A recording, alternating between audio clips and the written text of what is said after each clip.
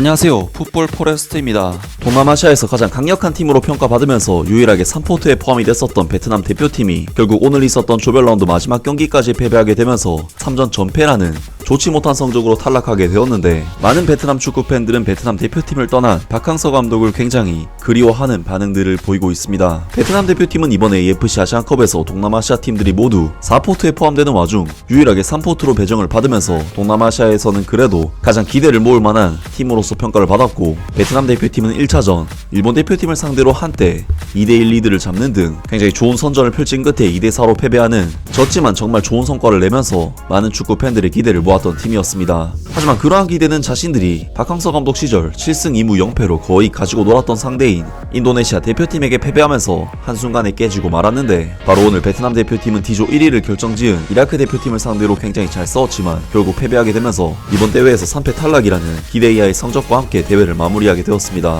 베트남 대표팀은 오늘 경기에서 이라크 대표팀을 상대로 거의 대부분의 볼 소유권과 슈팅 찬스를 내주면서 완전히 밀리는 경기를 펼쳤고, 슈팅 숫자가 무려 22대4까지 벌어질 정도로 정말 엄청난 경기력적인 차이를 보였지만, 놀랍게도 베트남 대표팀은 호ang 비엣 안 선수가 세트피스 상황에서 절묘한 침투로 득점을 터뜨리면서 전반전 경기를 1대0으로 마치는, 무려 일본을 잡아낸 이라크를 상대로 역대급 반전을 보여줬는데요. 하지만 베트남 대표팀은 꾸아트 방깡 선수가 무리한 반칙으로 경고 누적 퇴장을 당하면서 경기가 급격하게 기울어졌고, 47분 레반 술리카 선수의 동점골, 73분에는 아이멘 후세인 선수의 역전골이 터지면서 순식간에 2대1의 스코어로 역전당하고 말았습니다.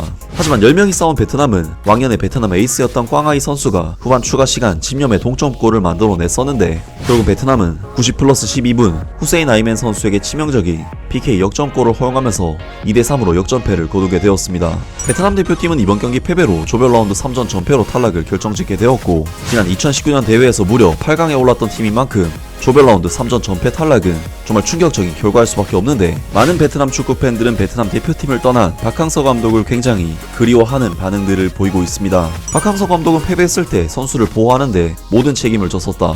선수들은 그를 사랑하므로 현장에서 최선을 다해 플레이를 했다. 트루시에 감독 시절에는 패배할 때마다 모든 것을 탓하고 팀이 발전하고 있다는 환상까지 품었다. 말은 아주 잘했지만 반대로 행동을 해 팬들을 화나게 하고 실망하게 만들었다. 박항서 시대의 영웅들을 없애거나 활용하지 않고 경험이 부족하고 키가 작고 가벼운 어린 선수들을 영입해 결과적으로 팀은 연패하여 100위권 밖으로 밀려났다. 트루시에 감독은 계약 기간이 끝나기 전에 조기 해고되어야 한다. 드디어 박항서 감독 시대의 선수들이 경기장에 들어섰다. 인도네시아전에서도 원래 박항서 선수들이 출전했다면 인도네시아에게는 기회가 없었을 것이다. 트루시에 감독은 그의 능력으로 올해 팀을 피파 랭킹 150위까지 끌어올릴 것이다. 나는 그가 그렇게 할 수 있다고 믿는다. 다시 박항서 감독의 주축 선수들을 활용해 선전을 펼쳤는데, 왜 트루시에 감독은 이 선수단이 시대에 뒤떨어진다고 하는 걸까? 박항서 감독의 성공을 부정하고 비난하고 전 클래스의 좋은 선수들을 많이 탈락시키고 강자들을 상대로 불균형한 플레이 스타일을 바꾸는 등 그런 내용들을 담고 있다. 이건 실패로 이어질 수밖에 없다. 비난하고 싶다면 자신을 비난해라, 트루시에 감독. 난 당신의 사과와 사임을 기다리고 있다. 박항서 감독을 다시 데려오자. 베트남 축구의 역사를 쓴 인물이다.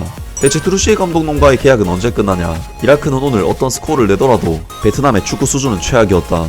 경험 많은 선수들이 그라운드에 입장했을 때 비록 선수가 한 명 모자라더라도 경기는 완전히 달랐다. 따라서 베트남은 양질의 선수가 부족하지 않고 그냥 충분한 코치가 부족하다. 트루시에 감독 제발 그만. 두 세대를 결합하지 않은 것은 실패다. 이번 토너먼트에서 허용한 골은 모두 개인적인 실수에서 비롯된 것이며 그 모든 범죄는 트루시에 감독에게 귀속된다. 이 사람은 운에 있어서 박항서 감독보다 열등하다. 나는 축구 경기를 보면서 이렇게 화가 난 적이 없었다. 먼저 심판이 실수를 하고 그 다음에는 우리 팀의 선수들이 실수를 한다. 매 경기마다 한 사람이 실패하면 다른 사람이 실수를 해서 항상 팀원들에게 고통을 안겨준다. 트루시에 감독은 게임을 읽는 방법을 모른다. 연장 9분에 프리킥을 얻었다. 이때 1번은 골을 찾기 위해 패스하는 것이고 2번은 상대 필드 끝에서 시간을 벌기 위해 패스를 해야 한다. 하지만 그는 자신의 진영에서 시간을 벌기 위해 선수가 다시 패스하도록 했고 모두가 그것으로 마지막 순간에 패배했다는 것을 알고 있다. 이 트루시에 감독은 무능하고 쓸모없으니 해고되어야 한다. 그렇지 않으면 베트남 팀은 오랫동안 패배하게 될 것이다. 등등 많은 베트남 축구 팬들이 이번 경기 패배에 대해 트루시에 감독에 대한 문제를 상당히 지적했고, 박항서 감독 시절 주축 선수들을 후보 자원으로 밀어낸 것에 대해 불만을 표출했습니다. 확실히 베트남은 꽝아이 선수 등 예전에 에이스들이 들어오고 나서 경기력이 좋아졌기 때문에 팬들의 선수 선발에 대한 의무는 당연한 반응이라고 할 수 있었는데요. 물론 트로시에 감독이 박항서 감독보다 못한 감독이라 단정짓긴 어렵고 일본 대표팀을 상대로도 상당한 선전을 보여줬지만 결국 아시안컵 8강이라는 대업을 달성한 박항서 감독에 비해서는 결과적으로 턱없이 부족한 성과를 내고 말았는데요. 정말 베트남 대표팀을 이끌고 아시안컵 8강, 월드컵 최종 예선 진출이라는 업적을 달성한 박항서 감독이 새삼 대단하게 느껴지는 이번 대회였습니다. 아무튼 오늘 영상은 여기까지고요. 영상 재밌게 보셨다면 구독과 좋아요 그리고 댓글 부탁드립니다. 감사합니다.